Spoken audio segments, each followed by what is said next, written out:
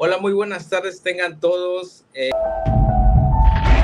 the time when the oceans drank Atlantis and the rise of the sons of Arius, there was an age undreamed of.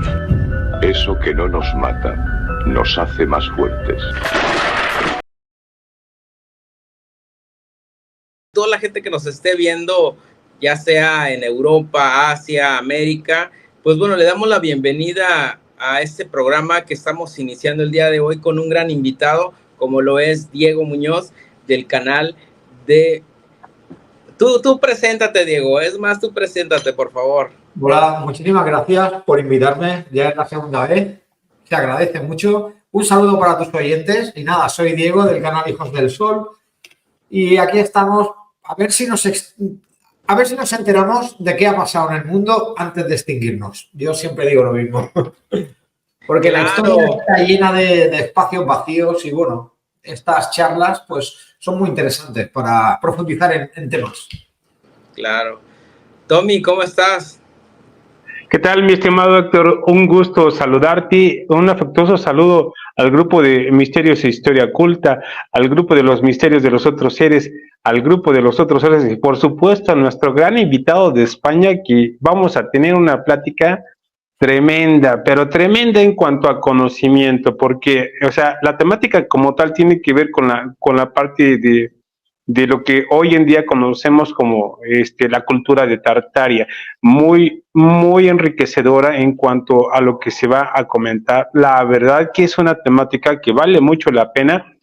Quiero comentar algo así, antes de cederle la palabra a nuestro anfitrión. En nuestro continente esta historia casi no se conoce. Es poquísimo los datos que hay. En Europa es otra cosa, ¿no? Pero en nuestro continente es casi totalmente, no hay tantas fuentes. O sea, tiene que ver mucho la situación geográfica, nuestro modo de pensar, pero sobre todo no lo tenemos tan al alcance. Es por eso la importancia de esta plática, la verdad, de las más impresionantes. Y para tal, le cedo el micrófono al buen amigo. Bueno, muchísimas gracias. Bueno, Tartaria es un tema súper interesante. Hay una gran confusión, ¿de acuerdo? Porque una buena historia se empieza por el principio, ¿no? Es cierto que hubo el denominado Moonflood, ¿no? En Tartaria, una especie de diluvio de barro que arrasó todo un continente entero, ¿de acuerdo? Pero es que Tartaria llegaba hasta África. Hay mapas del 1600, del 1400, mapas antiguos, que se ve perfectamente delimitado lo que era Tartaria. Mucha gente confunde las fechas, ¿no? Cree que el diluvio fue Tartaria. No. El diluvio fue en el 13.000, ¿de acuerdo? Ha habido varios diluvios, el más grande fue en el 13.000. Tartaria sucedió en el denominado la época oscura de Europa, ¿no? Hay periodos aquí en Europa que no se sabe muy bien qué pasó. Y Tartaria entraría dentro de este arco de tiempo. Ya os digo que se puede verificar incluso sus delimitaciones. Ocupaba todo lo que es ahora Europa, gran parte de las cordilleras de China y Tíbet y todo eso, pero algo ocurrió. Es conocido así, ¿no? Vino el Moonflood, que es un diluvio de barro, y arrasó todo. Y de esto hay fotografías muy interesantes que la podéis buscar, están en internet. A veces se han hecho excavaciones o ha habido derrumbes, ¿no? Y lo que se ha visto es que hay muchos edificios en Europa que su arte es demasiado atemporal. No coincide con el arte o el tipo de construcción de ese tiempo, ¿no?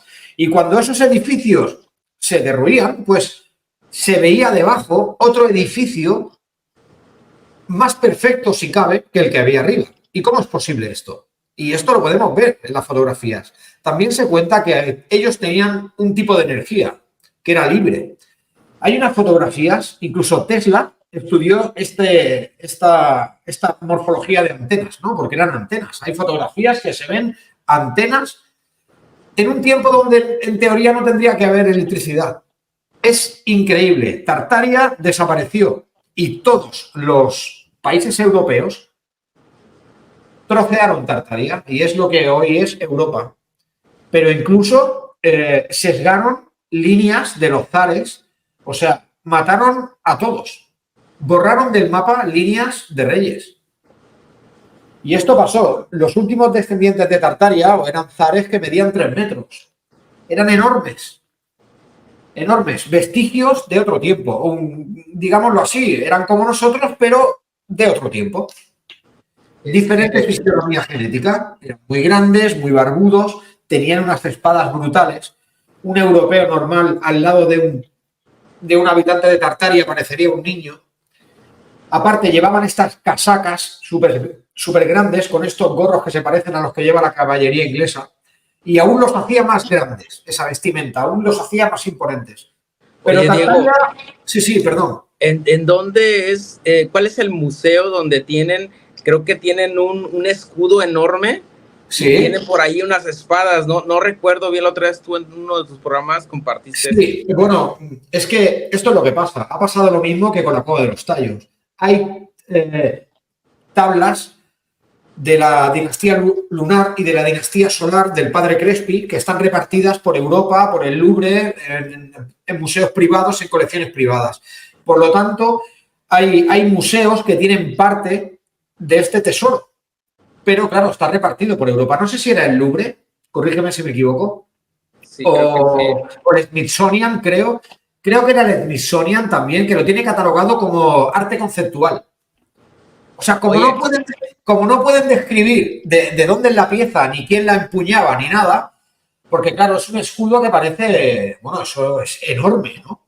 Claro, Ni siquiera un frigio, que ya eran grandes, los que batallaban en tiempos, bueno, en los tiempos de Siria, Mesopotamia y todo esto, ¿vale? Ni siquiera un frigio podría levantar un escudo tártaro. No podrían, por volumen. O sea, eran enormes. Y creo que es el Smithsonian. Al igual, y si me permites que te dé un dato, si lo buscas está esta noticia. Creo que fue en 2016 que el Smithsonian se filtró un documento, ¿no?, que había eliminado, había destruido y había vendido los huesos a una compañía que hacía abono, huesos de gigantes, más de 300. Wow. Y esto, si buscas la noticia, la encuentras. Un documento del Smithsonian reconociendo que se deshizo de 300 esqueletos gigantes. Pero es que esto también lo encontramos en la cueva de Lovecraft, en Estados Unidos. Se encontraron juguetes muy grandes, unas cosas muy extrañas, cuerpos enormes. Pues todo eso no interesa que se sepa. Ni tampoco te explican cómo menguaron los gigantes, ¿no? Porque eso fue un proceso, una adaptación evolutiva. Vamos menguando en tamaño y vamos menguando en edad. Matusalén vivió 900 años, etc. Contra más cerca de la creación estabas, más años vivías, ¿no? Y perdón que me desvío del tema, perdón. No, de hecho vamos muy encaminados a todo esto, ¿no?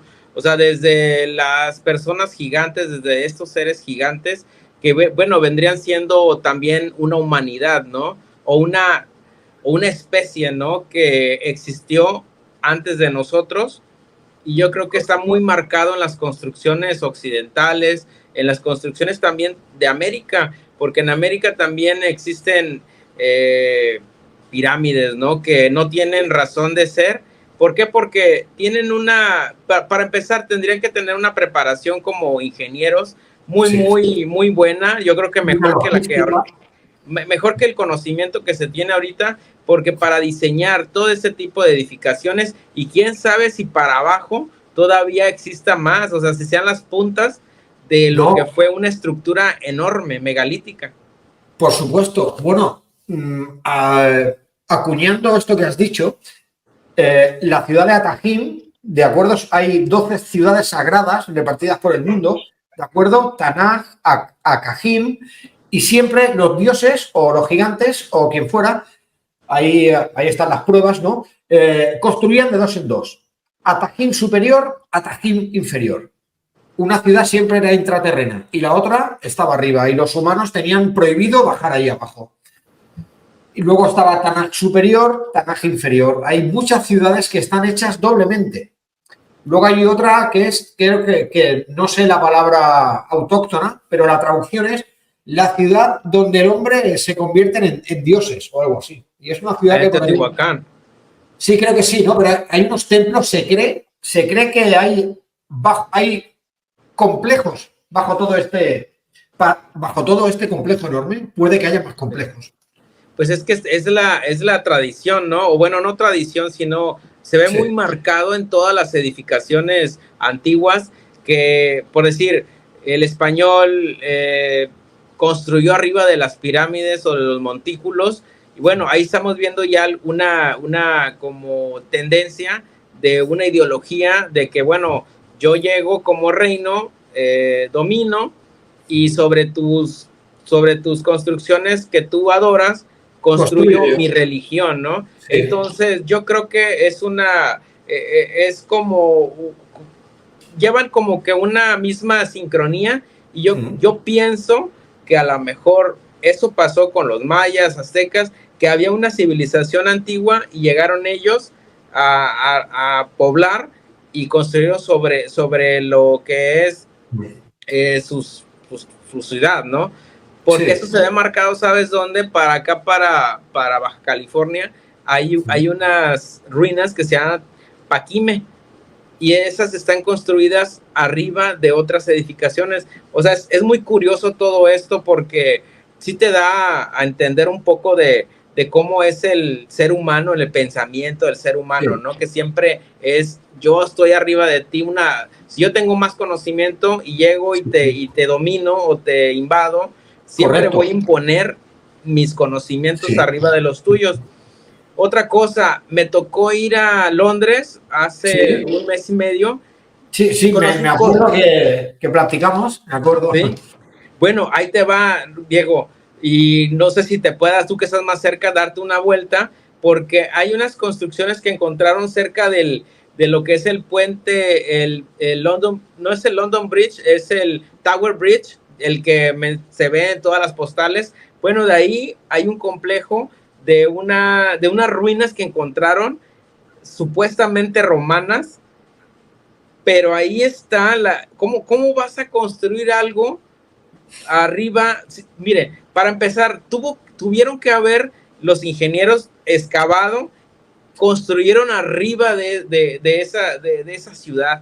Y otra, yo no me había dado cuenta de muchas cosas.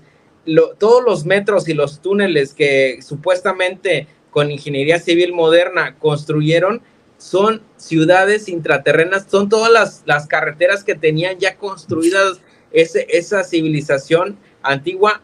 Coincide mucho con Tartaria, porque ese tipo de ingeniería no la pudieron haber hecho ellos. O sea, están bajo tierra, bajo el Tames. O sea, estamos hablando que es una muestra muy, muy simple. A simple vista lo tenemos. Otra, ahí te va para terminar ahorita mi comentario.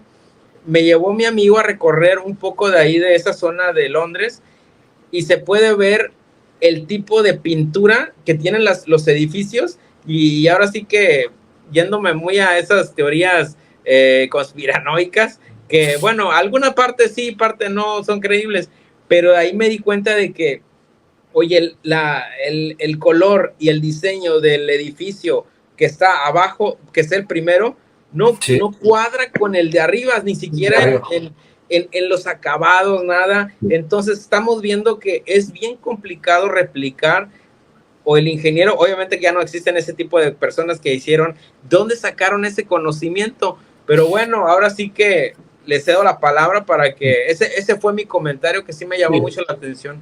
No, tienes toda la razón. Incluso en Estados Unidos hay edificios que se denominan coloniales, están mal denominados, ¿no? Porque lo que tienen es un arte conceptual que no encaja con todo lo que hay alrededor. Al igual que pasa en muchos edificios. Y lo que pasa es que aquí entramos en un tema en Moscú y todo lo que es Rusia, toda esta parte, ahí tienen verdaderas joyas guardadas, pero ya sabemos lo hermético que es, ¿de acuerdo? Pero las construcciones con estas cúpulas que se parecen a las cúpulas musulmanas, ¿de acuerdo? Pero más elaboradas, más finas. Estas construcciones que tienen en Rusia, con los capirotes y las cúpulas, es igual a las de Tartaria. Igual. Y bueno, por la distancia que está enterrado eso, A mí me gustaría conocer los datos de las pruebas paleoclimáticas, de a ver cuándo el Támesis era tan bajo que dejaba ver estas construcciones, por ejemplo, ¿no? Porque tendría que ser, ¿cuánto? 50, no sé, es que no sé decir una cifra. ¿30.000 años? ¿50.000? No lo podemos saber hasta que no se hagan unas pruebas que no las van a querer hacer, por supuesto. Tocando ese punto, fíjate, Diego. Sí. Cuando acompañé a mi amigo, porque mi amigo colecciona piedras y ha encontrado mucho meteorito ahí precisamente en Londres, ahí sobre el río. Para él le llama la playita porque ahí puedes encontrar todo tipo de materiales, de piedras.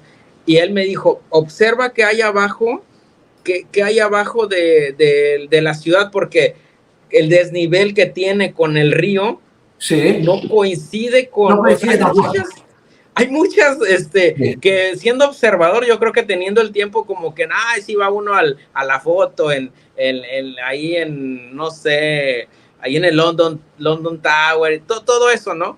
Pero siendo observador, no les cuesta ni 5 minutos el pararse y observar las incongruencias de la tierra, porque el río, si te fijas, está hacia abajo.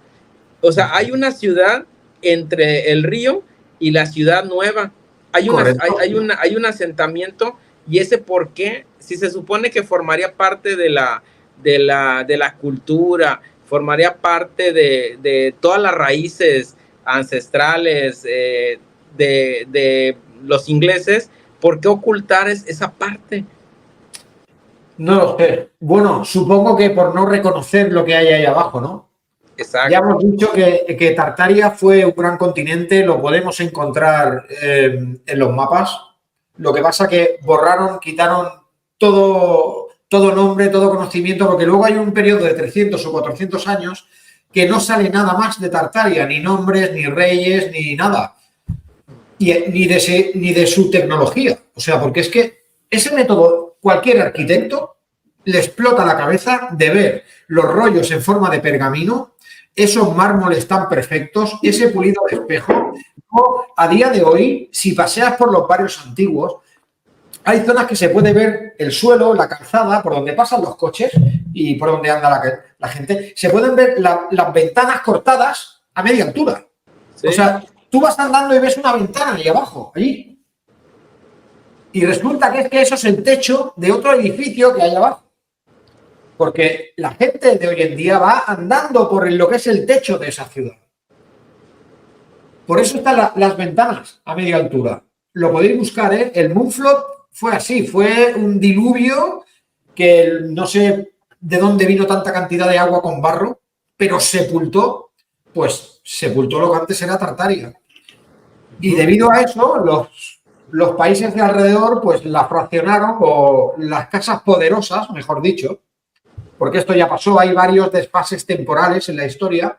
De esto se dio cuenta dos científicos rusos, uno de ellos se llamaba Otto, creo, lo podéis buscar. Se dieron cuenta de que faltaban 700 años por un lado, luego faltaban 300 por otro, y luego otros 300 por otro. O sea que tenemos agujeros de tiempo en nuestra historia por todos los lados. Lo que le llamamos acá lagunas sí. en el periodo, en el tiempo. Sí, es correcto. Sí, o sea, oye, Diego, y me llama la atención, hablando de meteoritos, ¿no crees que a lo mejor eso no proveniera, digo, que puede haber sido alguna catástrofe climática donde por alguna corriente marina o algún, no sé, tsunami, pero imagínate la magnitud de ese tsunami que debió haber tenido, o sea, para abarcar mucho territorio, kilómetros y kilómetros. ¿No crees que también existiría la posibilidad de que esto hubiera sido del cielo, que haya caído del cielo esto? Bueno, puede ser agua, ¿no? Y de ahí se va creando como que una corriente. Es complicado, ¿no? Porque como hemos visto, bueno, en el tsunami que hubo hace poco, hace varios años, ¿no? Vimos cómo entraba el agua y arrastraba todo, arrastraba coches, casas, tiendas, comercios, todo lo que podía, ¿no? Pero claro, eso era un amasijo de agua con madera y cosas, ¿no? En este caso es barro. Era barro, lodo, era lodo. No era una inundación de agua. era lodo. Por lo tanto, ¿de dónde vino ese lodo? Between the time when the oceans drank Atlantis